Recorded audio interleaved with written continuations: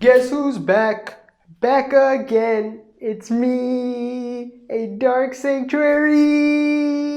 Yeah.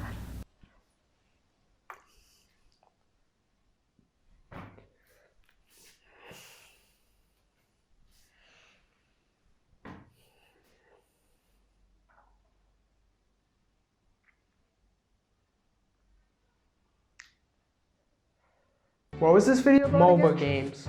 Every 7-year-old's favorite pastime besides Kai Cenat and YouTube Shorts. Look, every real one's had a MOBA game phase at some point in their life, but these past couple of years, MOBA games have been getting kind of a bad reputation. First, there were those Mafia City ads, then those god-awful Gardenscapes ads that aren't even close to the real gameplay. Like, seriously, that should be a crime. And now, well, I can't even explain mobile games now. But among the heaps and heaps of garbage on the Google Play and App Store, there are some gems here that you probably haven't heard of. A little bit of backstory. When I was younger, I used to spend hours upon hours just scrolling through the Google Play Store on my scuffed Samsung tablet. I found a bunch of garbage there, a bunch of horrible, terrible games, but in that garbage, I did manage to find some diamonds in the dust. And some of the best mobile games I ever found was through that experience. So let me make it clear, nobody put me on, I put myself on. So yeah, for this one, I'll just show 3 games, okay? Just a small look into my vast encyclopedic knowledge. Oh yeah, by the way, this video isn't sponsored. You know, I have like 17 subscribers. No one's gonna sponsor me. Companies, if you're watching it, please sponsor me. Either way, sponsored or not, shout out to the devs of these games. Good work, guys. First, I'll start with what I would consider in my top 10 favorite games of all time. I think this is the best mobile game ever made. The game in question I'm talking about is Evoland 2. Now, some people might consider this cheating because it released on like a number of different platforms, but I literally discovered it on the Play Store.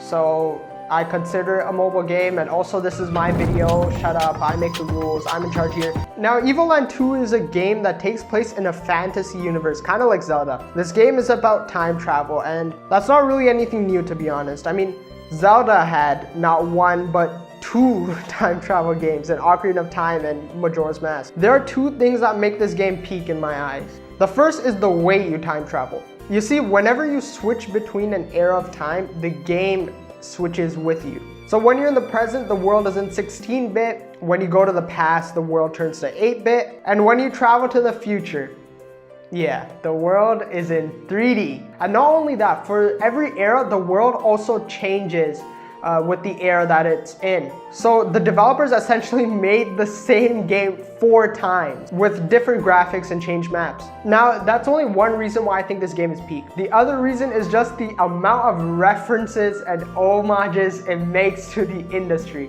Now, even with the graphics changing when you time travel concept, you can already see the homage that it's giving to these particular eras of gaming. But even besides that, they have so many references to stuff. Oh, someone challenged you to a fist fight? Boom! Street Fighter level. Oh wait, there's a music battle. Boom! Guitar Hero level. Like, at some points it feels like you're playing a completely different game. Yeah, and this game isn't a 4-hour goodie.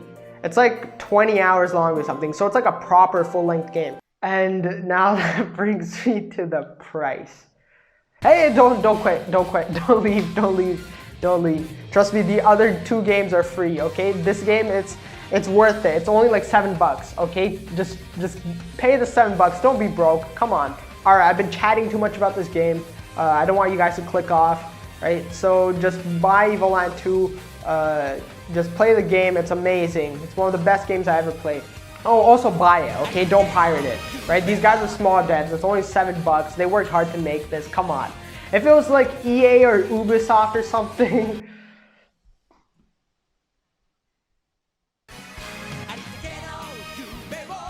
That was a joke.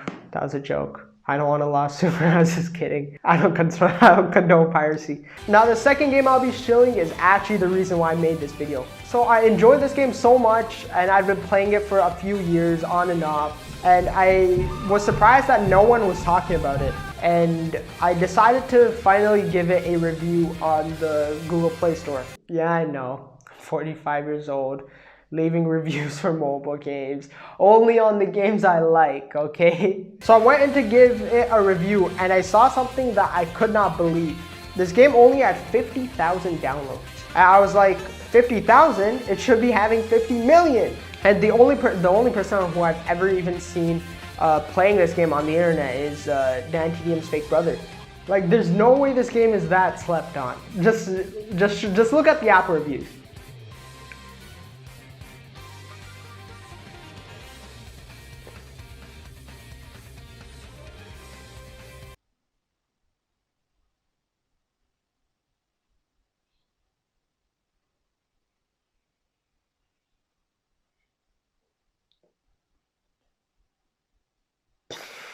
Costs money. It costs money. It costs money.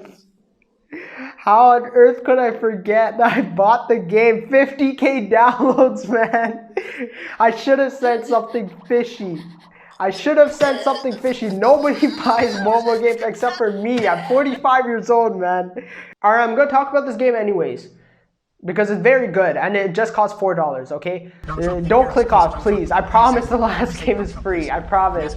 I actually checked that one before filming this video. Now this game is called Majotori, or Majotori. I'm not sure how you pronounce it. Majotori?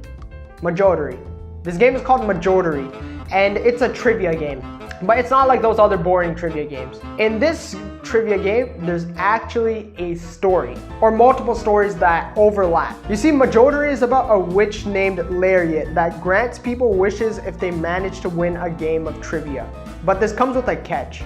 If they lose the trivia game, instead of their wish coming true, something bad will happen to them instead. For example, one of the characters is Ava, who lives with her mom and doesn't know her pops. Ava wants to be a princess, that's her wish. So if she wins, her dad comes out of nowhere and it turns out that he's the king. But if she loses, her mom dies in a horrible accident and she's forced to live with her aunt who makes her do all the chores. Now, Ava's story will progress based on if you win or lose. If she won, then you'd continue her story as a princess, but if she lost, then you'd continue her story as she does chores for her aunt. And that's not all. Basically, all these characters live in the same universe or neighborhood or something like that, because they always seem to bump into each other and interact. This game does get pretty dark though. Like, there's one scenario where this girl named Tsubasa is jumping off a trampoline. Lariat catches her by the hand. She wishes to grow wings like a bird and fly away to a free and vast sky. So Lariat gives her the opportunity to play a game of trivia. If she wins, she will grow those wings and she'll fly away. But if she loses, most of the time the game isn't just dark though. It's usually darkly funny, like the time when this dude wanted to be cool to save his crush from a speeding car. Right? If you lose that one, she gets hit by the car. Don't worry, she'll live, but she'll never be able to walk again. Okay, yeah, now that I think about it, it's more dark than funny. The game is funny though, okay? It's funny, and it's a great game. It's the best trivia game. I've chatted about it enough, but go get the game right now. It's amazing, and even though it's not free, it's still an amazing game, and it's the reason why I made this video. Alright, this third one is free, okay? I checked it, as I said, it's free, so don't worry about this one. It's also the most popular one out of these three, but I'd still bet that most people haven't heard of it. This is Postknight 2, and even though the first one's great, this one's even better. Like, genuinely, I was such a fan of the first one that I was waiting for the second one when it was announced. I'm an OG Postknighter, man. Like, look at this review of mine from 2018. Now, in the world of Postknight, there's these people called Postknights. Now, these guys work for a guild and they go around various lands delivering mail and supplies. So you're essentially a mailman in Fantasyland. That sounds boring. That sounds really boring. But wait, it's a Postknight. So you're not just a mailman, you're a mailman and a knight. And you take down various bandits and pirates along the way while you journey across these different lands to deliver parcels. Not only that, there's a way to climb up the ranks too. The more jobs you do and the higher scale jobs you do, your Postknight rank will go up. It's like a mafia city, you know, level 1 thug versus level 100 boss type thing. Now granted, I think this is a pretty hit or miss concept. This game could easily turn into a fetch quest, you know, like if Ubisoft was making it. But it's not. It's actually fun. And the world of Postknight is just so colorful and charming, and all the characters are just so likable that you can't help but have fun. Oh yeah, you can also do a bunch of side quests and romance characters and stuff like that. So if you're into that, check it out. Okay, finally, that's all 3. I've been glazing so much, man, my throat actually hurts. I need to be clear again and say that this video isn't sponsored. I just really like these games, and I think they're pretty slept on, so please check them out. I really do want a sponsor though, right? Companies, look, I may not be profitable. I have 10 subscribers, but come on, please sponsor me. Please, please, please sponsor me. Please, please, please, please, please, please.